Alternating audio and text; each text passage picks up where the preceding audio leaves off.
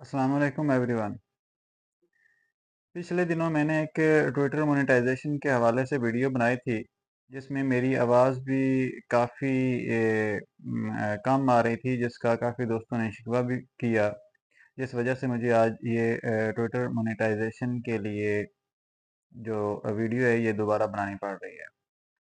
I hope कि मैं आप लोगों के तमाम सवालों के जवाब दे पाऊँगा और मैक्सिमम जो चीज़ें हैं वो कवर कर दूँगा इसमें। सबसे पहले ये बात तो ये है कि ट्विटर फेसबुक की तरह ही एक प्लेटफॉर्म सोशल मीडिया का प्लेटफॉर्म है, जिसमें हम लोग चिट चैट और आपस में बातें करते हैं। इसमें कुछ स्पेशल लंबा चौड़ा कंटेंट लिखने की ज़रूरत नहीं होती और ना ही कंटेंट लिखने के लिए आप लोगों को कोई स्पेसिफिक टूल चाहिए। और दूसरा, इस पे काम करने का सबसे बड़ा बेनिफिट ये है कि हम लोगों को अ, कोई ये ज़रूरी नहीं है कि हम अपना कंटेंट लिखें। बेटर तो यही होता है कि हम अपना कंटेंट लिखें ताकि लोगों को एंगेज कर सकें। लेकिन अगर किसी बंदे के पास अपना कंटेंट नहीं है, तो वो किसी का कंटेंट कॉपी करके भी अपनी टाइमलाइन पे पेस्ट कर सकता है और उससे भी रेवेन्यू जनरेट कर सकता है।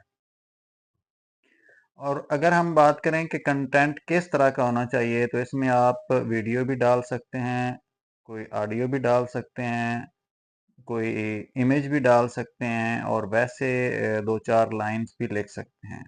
मैंने काफ़ी दोस्तों को जब हमने ये ट्विटर मोनेटाइजेशन शुरू की थी, तो हमारे दोस्तों का एक ग्रुप था जो सिर्फ़ ये पोस्ट करता था सुबह को अस्सलाम वालेकुम, दोपहर को गुड मॉर्निंग, असर के टाइम गुड आफ्टरनून, शाम को गुड इवनिंग और लोग एक-दूसरे को कमेंट करके उनकी एक दूसरे की रीच बढ़ाते जा रहे थे और अर्निंग करते जा रहे थे।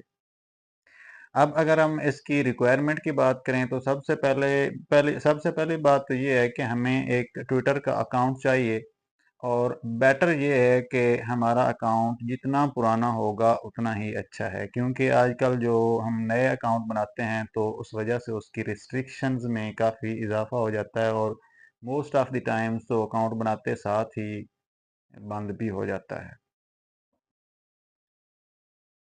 अब अगर हमारे पास एक अब अगर हमारे पास एक ट्विटर का अकाउंट आ गया तो उसके बाद हमने करना ये है कि मुख्तलिफ यहाँ पे जिस तरह फेसबुक पे ग्रुप्स होते हैं, इसी तरह ट्विटर पे कम्युनिटीज़ होती हैं।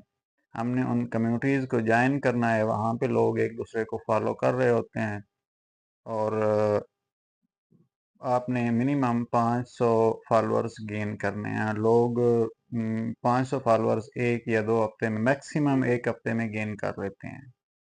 अब इसकी दूसरी रिक्वायरमेंट ये है कि आपकी जो इम्प्रेशंस हैं, आपकी पोस्ट्स की या आपके ट्वीट्स की जो इम्प्रेशंस हैं लास्ट 90 डेज में, वो मिनिमम 5 मिलियन होने चाहिए। अब ये सबसे बड़ा चैलेंज है वाकई। शुरू में तो इसके लिए लोग ब्लैक एट ट्रिक्स भी यूज़ करते थे, 2-4 दिनों में ये कंप्लीट कर लेते थे, क्योंकि उस वक्त बोट्स बहुत ज़्यादा थे इस पे ट्विटर पे और लोग पैसे दे के जो इम्प्रेशंस है ना ये कंप्लीट कर लेते थे। लेकिन आहिस्ता आहिस्ता ये ट्विटर की जो मैनेजमेंट है ना, उन्होंने बोट्स को डिस्करेज करना शुरू किया और उनको आहिस्ता आहिस्ता तकरीबन एलिमिनेट कर दिया है। इस वजह से अब वो चीज़ पॉसिबल नहीं है। पिछले हफ्ते हमारे एक दोस्त ने बिल्कुल वही ब्लैक एट ट्रिक यूज़ करके अपने इम्प्रेशंस इंक्रीज करवाए थे। उसके 5 मिलियन इम्प्रेशंस तो पूरे हो गए, लेकिन अभी तक ट्विटर का जो सिस्टम है ना, वो उसको उसके अकाउंट को मोनेटाइज करने के लिए ऑप्शन ही नहीं दे रहा, क्योंकि वो अभी तक इतना मतलब वो समझ चुका है उनका सिस्टम कि इसके जो इम्प्रेशंस है ना ये रियल इम्प्रेशंस नहीं है। इसलिए पहली बात तो आप दोस्तों से रिक्वेस्ट है कि आप कभी भी इम्प्रेशंस बाय करने की कोशिश ना कीजिएगा। अब नेक्स्ट जो है इसकी रिक्वायरमेंट वो है ब्लू टिक। ब्लू टिक के लिए तकरीबन पर मंथ हमारे 2700 के करीब पाकिस्तानी रुपीज़ लगते हैं और वो 1 माह के लिए आप लोगों को ब्लू टिक मिल जाता है। और अगर एक बंदा तकरीबन एक एवरेज बंदा 3 माह के लिए 2 से 3 माह लगातार काम करता है तो वो अपना अकाउंट मोनेटाइज ऑर्गेनिकली करवा सकता है और ये ओरिजिनली मोनेटाइज होगा। हाँ, मैंने ऐसे दोस्तों को भी देखा है जिन्होंने ब्लू टिक लेने के बाद तकरीबन 10 दिन में बगैर किसी को पेमेंट किए अपने जो इम्प्रेशंस हैं ना उनको कंप्लीट किया और अपना अकाउंट मोनेटाइज करवा लिया।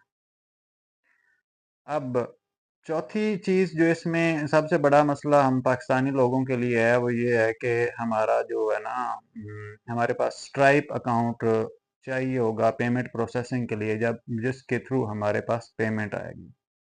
उसका हम लोगों ने एक हल ढूंढा है।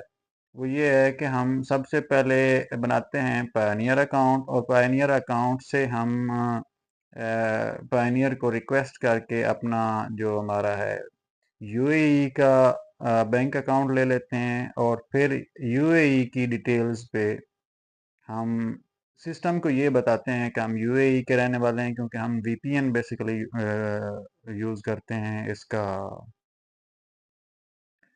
यूएई का और डिटेल्स आपने डाल देते हैं और हमारा स्ट्राइप अकाउंट इस हद तक एक्टिव हो जाता है कि हम उससे पेमेंट रिसीव कर लेते हैं।